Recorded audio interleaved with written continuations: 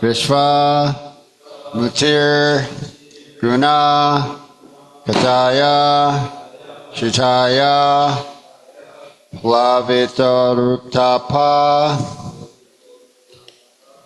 Nanam Eva Pulain Yamasvasas Tam Samusita Upagradvir Nisham Tato Gat Shri Sukavacha Iti Sahavidarena Vishvamutir Gunakataya Sutaya Palapachapa Snanamiva Pulanyamasvasasastam Samusita Upaknagavir Nisham Tatogat Sri Sukavacha Iti Sahavidurena Vishvamutir Gunakataya Siddhaya Palapatapa Snanamiva Pulanyamasavastam Samusita Upakavir Nisham Tatogat Shri Sukavacha Iti Sahavidurena Vishvamurtir Gunakataya Siddhaya Palavritapa Sanamiva Pulanyamasvasastam Samusita Upakavir Nisham Tatogat Shri Sukavacha Shri Sukavacha Iti Sahavidurena Vishvamurte Iti Sahavidurena Vishvamurtir Gunakataya Sudaya Pavitorutapaha Gunakataya Siddhaya Palapatapa Anamiva Pulineyamavasastam Janamiva Pulanyamasvastam Samushita Bhagavir Nisham Tatogat Samushita Upakavir Nisham Tatogat Shri Sukavacha Shri Sukavacha Iti Sahavidurena Vishvamurtir Iha Sahavidurena Vishvamurtir Gunakataya Sudaya Plavitorutapaha Gunakataya Siddhaya Palapatapa Shanamiva Puline Yamasvasustam Shanamiva Pulenam Yamasvasastam Samushita Opagavir Nisham Tatogat Samasita Upakavir Nishamatogyat Shri Sukavacha Shri Sukavacha Iti Sahavidurena Vishvamurte Iha Sahavidurena Vishvamurtir Gunakataya Sudaya Plavitorutapa Gunakataya Siddhaya Palapatapa Sanamiva Puline Yamasvasustam Shanamiva Pulenyamasvasastam Samushita Upagavir Nisham Tatogat Samasita Upakavir Nisham Tatogat Shri Sukavacha Shri Sukavacha Iti Sahavidurena Vishvamurte Iha Sahavidurena Vishvamurtir Gunakataya Sudhaya Plavitorutapaha Gunakataya Siddhaya Palapritapa Kshanamiva puline yamasvasustam Shanamiva pulenyamasvasastam Samushita opagavir nisham tatogat Samusita upakabir nisham tatogyat Sri Sukha Vacha Shri Sukavacha Iti Saha Vidurana Vishvamurtir Iti saha vidrina vishvamurtir Guna Kataya Sudaya Plavitor Tapa Gurnakataya Sinaya Paloditapa Kshanamiva Pulinyama Svasustam Shanamiva pulinyamasvasastam Samusta Apagavir Nisam Tatugat Samusita upakabir nisham tatogat Shri Shuka Uvacha Shri Sukavacha Iti Saha Vidorena Vishvamurtir Iti saha vidrina vishvamurtir Guna Kataya Sudaya Plavitor Utapaha Gurnakataya Sudaya Paloditapa Shanamiva Puline Yamasvasustam Shanamiva pulenyamasvastam Samushita Opagavir Nisham Tatogat Sami sata apagavir nisham tatogat Iti sahavi Shri Shukuvacha Shri Sukavacha Iti sahavidurena Vishvamurte Iti sahavidrena vishvamurtir Gunakataya Sudaya Plavitorutapaha Gurnakataya Sudaya Palabtapa Kshanamiva Pulineyamasvasusta Shanamiva pulenyamasvasastam Samushita Opagavir Nisham Tatogat Sami sata apagavir nisham tatogat Shri Shuka Vacha Shri Sukavacha Iti Saha Vidurena Vishvasamurtir Iti sahavidrena vishvamurtir Guna Kataya Sudaya Pavitro Tapaha Gunakataya Sudaya Palapatapa Shanamiva Puline Yamasvasustam Jnanamiva pulenyamasvasastam Samusita Apagavir Nisham Tatogat Sami sata upakavir nisham tatogat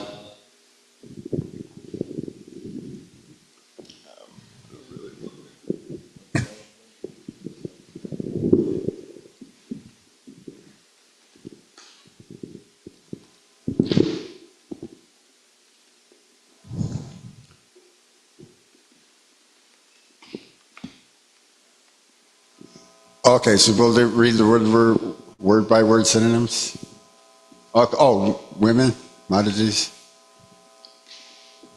Shri Sukavacha Shri Sukavacha Iti Saha Vidorina Vishvamutir Iti sahavidrena vishvamurtir Guna Kataya Sudaya Palavitor Tapaha Gunakataya Sudaya Palapatapa Shanamiva Pulinyamasvasastam Jnanamiva pulenyamasvastam Samustita Apagavir Nisham Tatogat Samusita upakavir nisham tatogat. Okay, so everyone chanted. So read word by word synonyms. Shri Sukavacha. Shri Sukadeva Goswami said, Iti, thus, Saha, along with, Varena, Vidura, Vishvamurtir, of the universal person, Gunakataya, and the discourse of transcendental qualities, Shrudhaya, nectarine, Plavita urutapa, overwhelmed with great affliction. Snanam, moment. Eva, like that. Pulin, on the bank of Yamasasputam, River Jamuna. Samusita, passed on. Apagavai, the son of Upagava, Uddhava. Nisham, the night. Tata, thereafter. Agat, went away. Translation and purport by His Divine Grace A.C. Bhaktivedanta Swami Srila Prabhupada. Sukadeva Goswami said, O king, after thus discussing with Vidura the transcendental name, fame, qualities, and so forth on the bank of the Jamuna, Uddhava was overwhelmed with great affliction. He passed the night as if it were a moment, and thereafter he went away. The word used here for Krishna is Vishvamurti. Both Uddhava and the Vidura were in great affliction because of Lord Krishna's departure. And the more they discussed the transcendental name, fame, qualities of the Lord, the more the picture of the Lord became visible to them everywhere. Such visualization of the transcendental form of the Lord is neither false nor imaginary, but is factual, absolute truth. When the Lord is perceived as Vishvamurti, it is not that he loses his personality or transcendental eternal form, but he becomes visible in the same form everywhere. So yeah, in the classes that I listened to on this is really nice. They're saying that Krishna has so many different forms and incarnations. There are the different incarnations for the creation, such as the Purushas, Mahavishnu, that's Kranadakshay Vishnu, and Garbhadakshay Vishnu, Kashiradakshay Vishnu, and the Chatur Vyudha. And there's actually two Chatur Vyuhas of the same names. Chatur means four. So this is explained in Sri Chaitanya Charitamrita, that these Chatur Vyuhas let's see, it's Narayan, Sankarshan, Pradyumna, and Aniruddha. So Narayan, that's incarnation of Krishna, and Sankarshan, that's incarnation of Balaram. And so in the deity worship, Sankarshan, or Lord Balaram, he becomes Krishna's servant, right? So he's Krishna's clothing and Krishna's jewelry and Krishna's bed, you know, all the things that Krishna uses, like that. So Sankarshan, he's the multi-headed serpent. He's lying on the causal ocean, the Kranadakshay waters, and he's also lying on every Garbhodak ocean in every universe in the Mahatattva. And Mahavishnu is laying on Seshanaga, and Garbhodakshay Vishnu is also laying on Seshanaga. And so he's being served like that. And Seshanaga, he has many heads. So as many of the incarnation of Seshanaga as there are, so as many millions of heads that he has, he's always glorifying the Lord with names and pastimes, and he never chants the same pastime or the same name twice. And he's been chanting since time immemorial with many millions of hoods, and he's still going to be continuing chanting for eternity. So that's the unlimited form of the Lord. So yeah, there was mentioning this Leela avatars, Manvatara avatars. Let's see what other kind of incarnations were there. Well, there's the Nam avatar. Oh, is that? Oh, Purusha avatars. Yeah, that's Purusha avatars. That's Purushas. Mahavishnu, Karanadakshay Vishnu, Kasharadakshay Vishnu. So Kasharadakshay Vishnu is within the atom, and it's within the heart of each and every living entity. And it's not that there are many different Vishnus or many different forms of the Lord, four-armed forms. But Krishna Daksha Vishnu is the same exact identity, even though he appears to be many. In fact, it's when we're talking about atoms, there are many millions of atoms. We can't even count them just within the specific space that we're sitting in. All the atoms that make up the table and the microphone and my body and the chair and the floor and what's here in the air in space, right? Let alone be able to count all of the universe, all of the atoms and molecules in the entire universe. But we might be able to have an idea, but it's an exponential that's very, very large for us to try to conceive. And so there are that many Krishna Daksha Vishnus in each and every atom within the heart of the living entity, and he's the exact same identity. He's super consciousness. So he knows, he's directing the wanderings of all living entities, and he knows what everyone is thinking and feeling. You know, he knows what everyone's desires are. And so it's compared to that there's the sun, and there could be many, many water pots, and all the water pots could be all set up. And in each water pot, there's a reflection of the sun.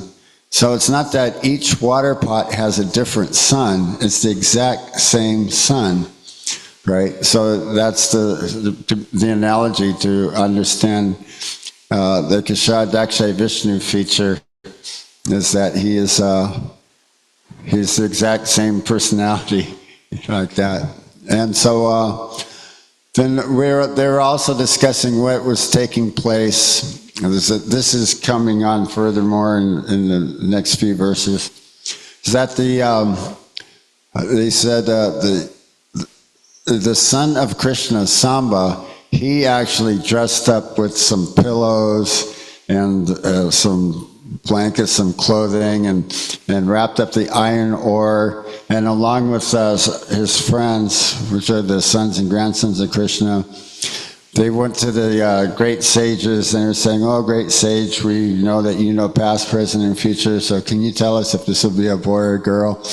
And so he's saying that the sages just looked at him kind of disgusting, you know, like that. So, and that they, he actually said that they actually undressed Samba, and there was the iron ore and the pillows and the blankets, and they were completely, totally mortified that they went back to Dwarka. They didn't want to tell Krishna about this mistake that they made, but they told someone else, another elderly person that they could confide in. And so then they were advised to take the iron ore. The sages told the youth of Dwarka that this what she is carrying will be the destruction of your dynasty. So then that came to pass. They said that they were advised to file up the iron ore into small little iron filings, and they throw them in the ocean, and they came on the shore, and they grew into bamboo canes. And these bamboo canes were as strong as iron. And so then he actually said that, because we've been discussing that they were drinking rice wine, right? Now I was kind of, what is it?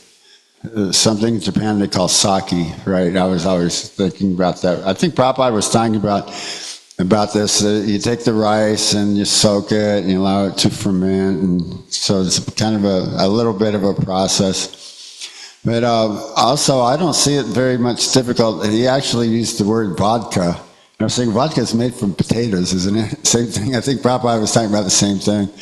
They become fermented and becomes alcohol and alcoholic. And so he's saying the same thing about whiskey. Saying you buy this 100 absolute alcohol, and then they kind of denature it and process it a little bit, add some color and some flavor, and then they sell it for a lot more than the actual cost of the 100% pure absolute alcohol. You know, it's a cheating propensity, because they know that anyone will drink, an alcoholic will drink at any cost. He'd rather die than go without his drinking. Right, so Prabhupada was talking about a lot of stuff. So he was actually saying that they drank vodka, and they became intoxicated and started beating each other with these bamboo canes, which were as strong as iron.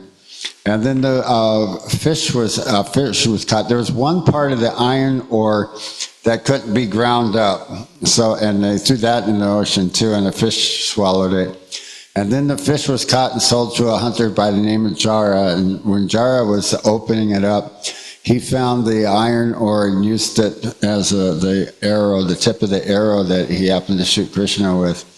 So Uddhava is explaining to Vidura to take lessons and hear from Maitreya. Maitreya, he was also there to accept these instructions of the Supreme Personality of Godhead just before leaving this mortal world. So Maitreya was close by, and he heard the discussion between Krishna and Uddhava. Krishna spoke the Uddhava Gita. And also, Uddhava is a very intimate, entrusted servant of the Lord. So that's going to be coming up too, is why did all of the other Bhoja and Vrishni dynasties, everyone in the Yadu dynasty, leave this mortal world except for Uddhava? So Uddhava is a very, very entrusted servant, intimate associate. And so there's a reason why Uddhava was, Uddhava's the son of Srila Vyasadeva, and Maitreya is the disciple of Parasara, who is the father of Srila Vyasadeva. So Maitreya is much older, just as Vidura is much older. So it's actually an offense. Prabhupada talks about this coming up in the next few verses. It's actually an offense to instruct a superior person, or a senior, or a senior devotee, or a senior Vaishnav. Someone senior in your position. There's those who are in equal, both same age. There are those that are younger than a person. There's a person that's older than the person. So there's a certain specific etiquette how to deal with such persons. Person's younger than you, person's older than you, like that. So it was befitting that Vidura, since Vidura also was old enough to be Uddhava's grandfather, that he was more pretty much in the same age as Maitreya, that he should hear from Maitreya. Right, so then that's going to be coming up. So it was discussed when Vidura left Hastinapur. He left the kingdom of the Kurus. He had no regret. He just hung his bow on the door and renounced the kingdom and walked away and had no regrets. Basically, I think he was pretty much like, okay, this is in suit with everything else that's going on. They're trying to negotiate not having the war, right? But what Prabhupada was saying is that it was evident because of Dhritarashtra's activities and their feelings and actions against the Pandavas that it was actually really pretty clear that the karma to have a kingdom was exhausted, and that they're going to be leaving this mortal planet soon. So these things were transpiring this way. They no longer had their karma to run a kingdom, and so it followed suit. I guess he goes, okay, I'll believe anything. I'll believe, anything I see here nowadays, I'm leaving, He was actually asked, or not asked, it was, Jai Gauranitai Ki Jai, because it was something that he didn't approve of. And what was it? Dhritarashtra and, what's their uncle's name? Dhritarashtra, Duryodhana and Dhritarashtra. They excommunicated him from the kingdom. They kicked him out, Yeah, basically, Vidura, Dhritarashtra, and Pandu is that they're all brothers. Right? I believe they're the same father but different mothers. Right? So they're Vidura and Dhritarashtra are the Pandavas' uncles. So that's their position there. So and Uddhava is so much more younger than them. And not only that, but the other thing that they were discussing. From Vidura's questions, he wanted to know how Krishna is and how the Pandavas are and how things are going. And Uddhava, he can only simply think about the Supreme Personality of Godhead. Although he was answering Vidura's questions, he was simply just recounting so many different activities of Krishna. And it was the same thing too, like Queen Kunti, she was recounting so many different times that Krishna saved the Pandavas and herself, and she was just thinking about so many activities of Krishna's pastimes. And same thing, a grandfather Bhishma, he was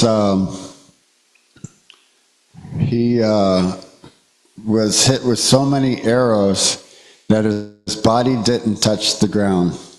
And so all of the great sages and all the great warriors, they all came in. He just simply wanted to have darshan of Krishna. He wanted to see Krishna's lotus feet when he leaves this mortal world. In fact, he had a boon that he did not have to die unless he wants to die. So his body was completely pierced and completely useless, so he really couldn't keep his body.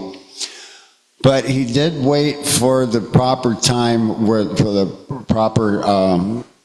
the sun travels on the proper side. It travels on the north side or the southern side, and it travels from the east to the west. So during the summertime or the wintertime, the sun is either on the north or the southern horizon, and travels from east to west. So Bhishma, he knew the sign, so he was just waiting exactly for that moment. So he was actually lying on the bed of arrows, I believe, for 14 days or so.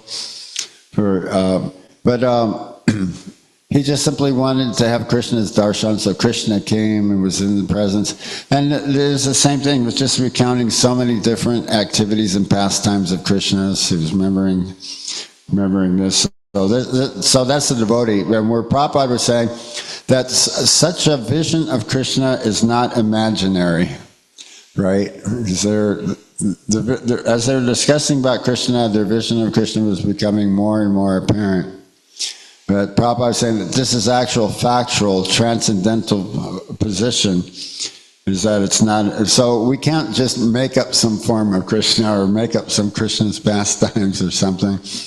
That's not bona fide, right? I guess some people were saying some pretty far out wild things, like they saw God or something, or, ultimately it's impersonal in some other impersonal way, or, or whatever personal features it has, or it's like, kind of really obscured, kind of, some sort of fanciful imagination or a really wild trip or something. But we don't accept those kinds of incarnations. Prabhupada said in yoga, in India, there are so many different yogis, so many different gods coming out of India every day, out of some mystic yoga factory. So I said, Krishna is not that kind of God, not that he has to meditate or and then he becomes God, but that he was always God. Was it Janma Karma Chame Divyam? So he says, fools deride me when I descend into human form, not knowing my higher nature, being transcendental and supreme. So yeah, that was also being discussed too, is that the intimate devotees, only devotees could actually really know the science or the specific philosophy regarding this. The Mayavadis have no access to it. And in fact, I was reading Sripad, who is it? It was just on the tip of my tongue. The Vaishnava Acharya of Srimad Bhagavatam.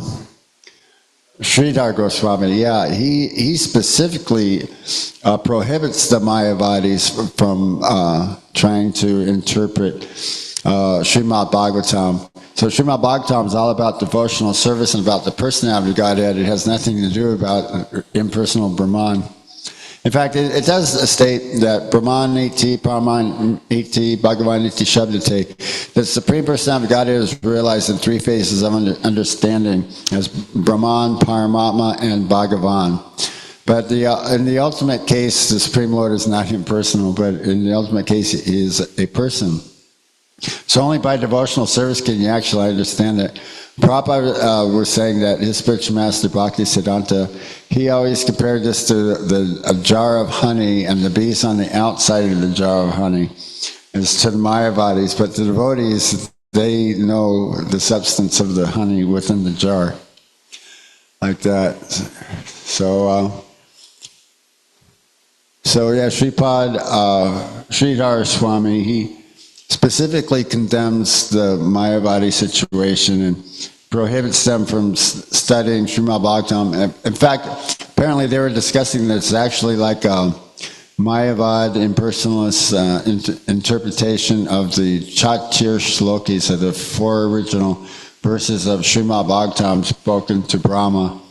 But yeah, we're not interested in this type of, that's not Srimad Bhagavatam like that. In fact, the Srimad Bhagavatam is glorified throughout all the Vedic literatures and in Srimad Bhagavatam itself. Let's see, is there any questions or comments or anything, subjects of discussion or?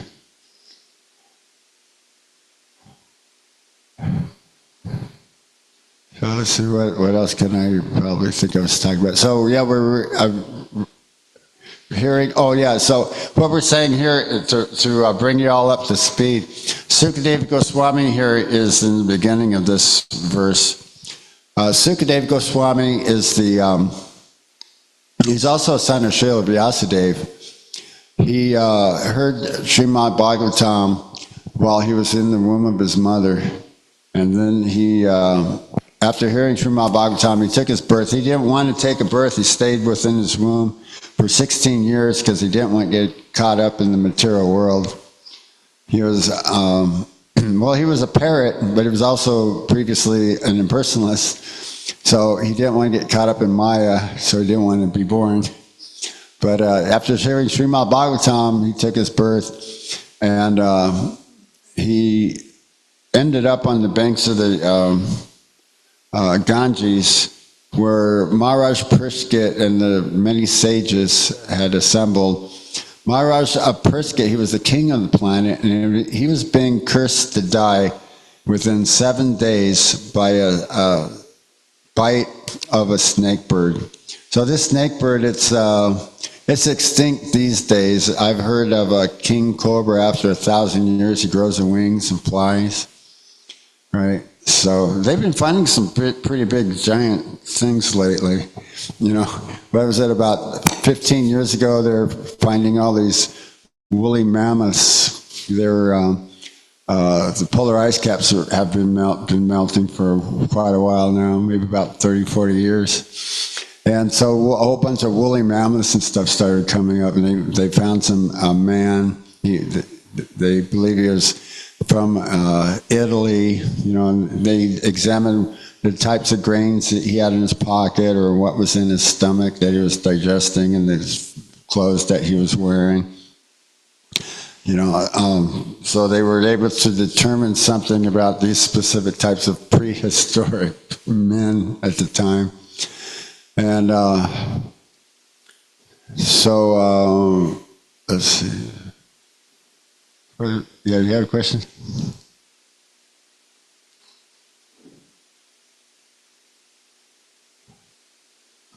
Yeah.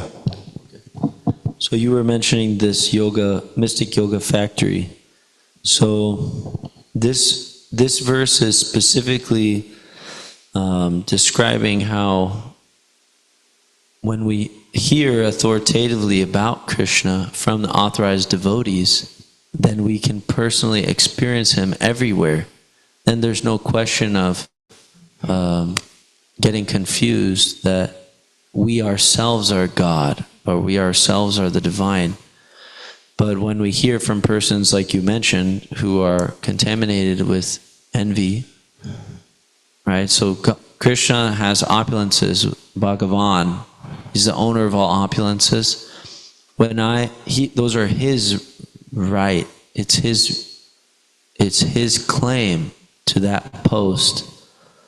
So whenever I don't want him to have it, I don't want him to be the best, to look the best, to smell the best, to have the most money, have the most enjoyment. I don't want him to have it. That's called envy. That's exactly what impersonalist philosophers like to do. This phrase, impersonalist, is a phrase which is actually used by Prabhupada all the time. Another word which is synonymous is Mayavadi. It means they think that everything is Maya. It means they think that Krishna's body, which is actually Sat Chit Ananda Vigraha, eternality, knowledge and bliss, they think that his form is actually another manifestation of illusion. And they say all these leelas that he performed, it's also just Maya. And actually all the devotees who worship Krishna as God, it's all Maya. That's called Mayavadi, or impersonalist. They want to take Krishna's personality and they want to squash it, want to erase him. Say, he doesn't have a face, he doesn't have a name, right? That's offensive because he is a person. So the idea is that when we hear from those people, our spiritual life is finished. It's completely finished because we ourselves have that same contamination that I don't want Krishna to have everything and to be the enjoyer, and for me to be a servant? No way. That's a contaminated false ego speaking. So the false ego doesn't want Krishna to be the master and me to be the eternal servant. So when we hear from people who speak very beautifully, eloquently, on the basis of the scripture, they'll talk about Krishna and use shlokas in Sanskrit and mantras and deity worship and so many things. They make a show out of the Vedic culture to squash Krishna. Then we hear and associate with them submissively, our spiritual life is finished. So this is the essence, is that if we hear from the authoritative devotees about Krishna, then we can personally experience himself face to face, every single where. Anywhere we look, we'll actually see him. And it won't be an imagination, like you said. It's actually, he'll be there. He'll manifest himself for us because we have pure love for him. Thank you. You're welcome. Thank you. Yeah, it's to hear from the Mayavadis. It's compared in the scripture in Srimad Bhagavatam as the crocodiles. You don't see the crocodiles in the water, and they might even be skimming just right under the surface. They have some sort of texture or something, and it kind of just looks like the rapids in the water. It's the crocodiles. You don't see them.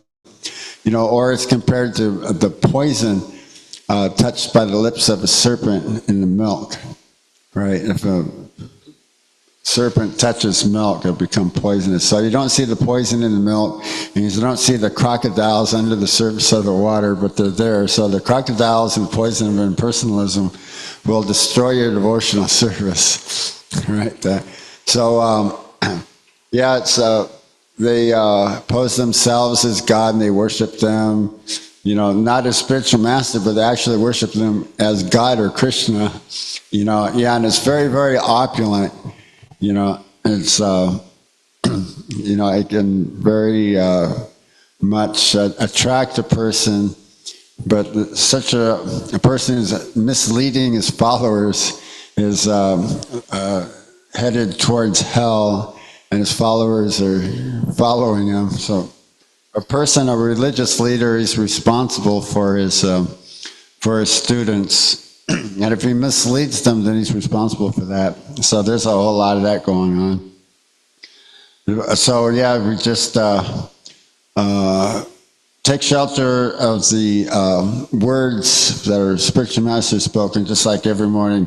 May my consciousness be purified by the words emanating from your lotus mouth. So Srimad Bhagavatam is a narration of conversations enveloped within conversations. So Sukadeva Goswami is answering Maharaj Parikshit's questions. First, it was like, well, what did Vidura hear from Maitreya Rishi when he left the capital of Hastinapur, and then he came back to the capital after the battlefield of Kurukshetra to let his brother know, Dhritarashtra and his wife Gandhari, that the ultimate goal of life is to perform devotional service and not remain within a worldly household life until the time of death. So in one's elderly life, they need to take vanaprastha, retire, leave the kingdom, and engage in devotional service. So I said, what was it that he heard that he heard from Maitreya during that period of time? So that's going to be coming up about the subject matter of the Sankhya philosophy of Kapila Deva Huta Putra Kapila, the son of Devahuti. There's another Kapila, he's an atheist Kapila, and he also had a system of Sankhya philosophy or metaphysics, but it's atheistic because he didn't include the soul or the super soul. It's only just external scientific data like that. So, but when properly heard, it's actually the confidential mystic science of yoga. But higher than that is to engage in devotional service, and that's actually really what's stressed, engage in devotional service. But by hearing these, hearing about the universal form and hearing about the metaphysics of the universe, it purifies our mind and gives us a pretty good understanding of what the actual situation is. So when Sukadeva Goswami is speaking Srimad Bhagavatam to Maharaj Parikshit, and Sutta Goswami, he's the son of Rama Harshana, he's also he's describing what he heard in the assembly of Sukadeva Goswami and Maharaj Parikshit to Sanaka Rishi.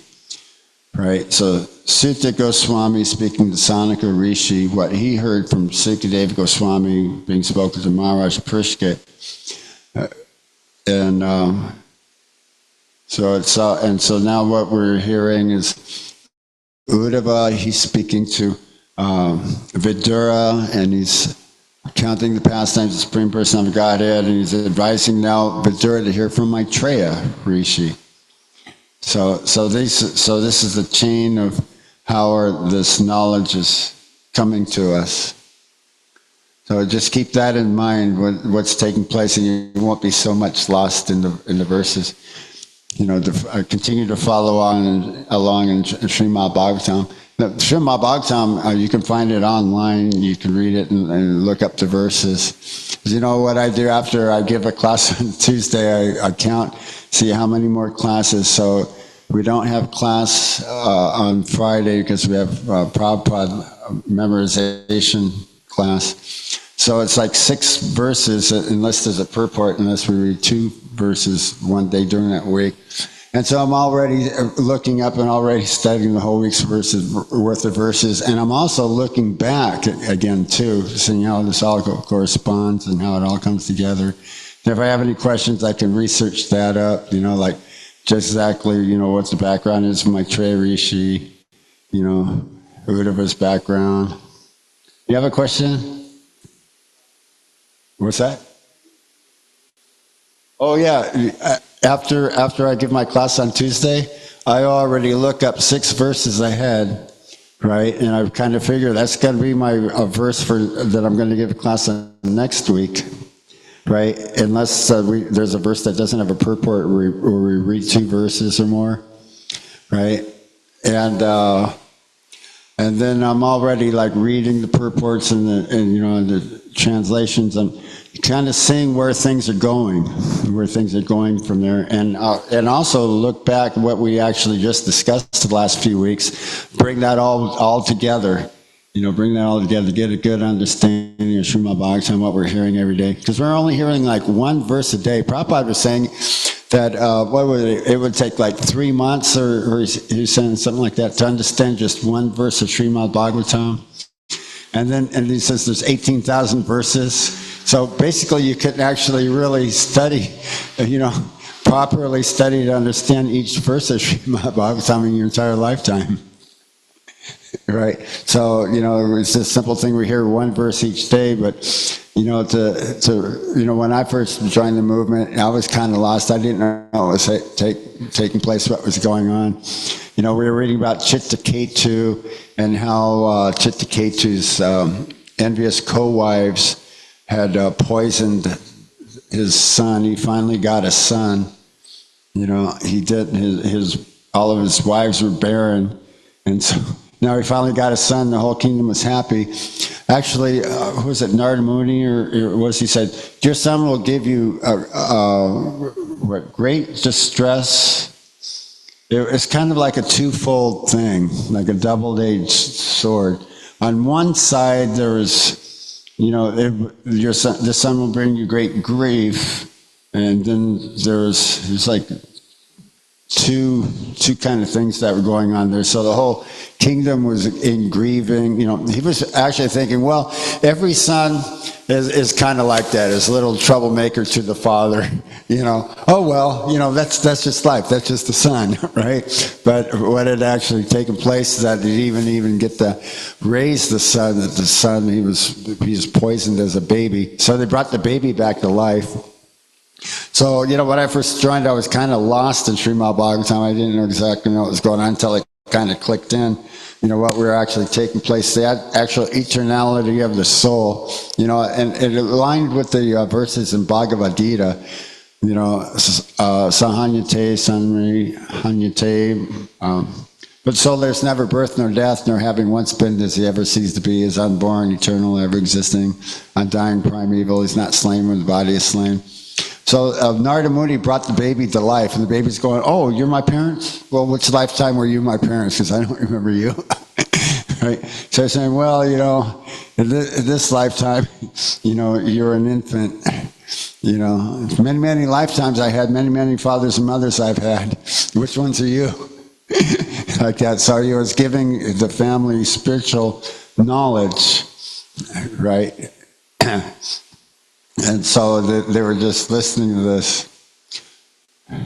So, but yeah, it's, absorb yourself and enter into the mood and the subject matter of Srimad Bhagavatam. And chanting the verses each day in unison in assembly of devotees is very, very purifying. Like that. And Prabhupada was saying, even if you don't understand the language of the mantra, the language of the philosophy, just continue to hear. And at least you'll become pious, right? And then gradually you'll be able to understand the subject transcendental matter and go back home, back to Godhead. Yeah. So any more questions or comments or statements? Okay, Srimad Bhagavatam class, ki jai.